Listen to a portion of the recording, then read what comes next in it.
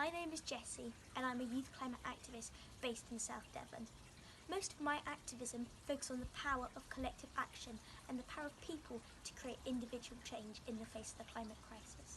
I do this through a variety of organisations including Extinction Rebellion and Fridays for Future.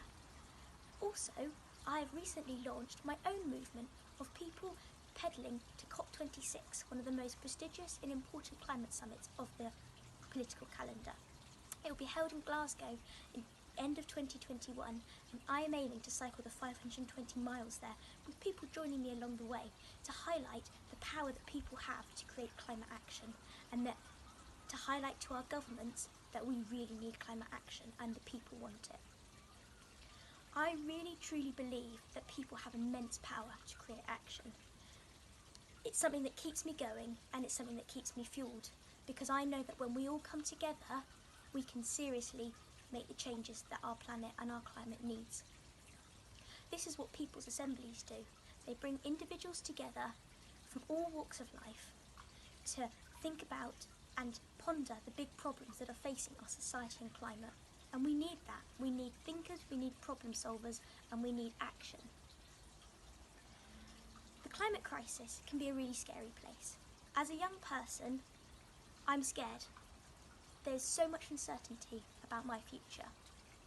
And the fear that this creates can be incapacitating. It can leave me feeling helpless and hopeless. But it can also be a catalyst for change.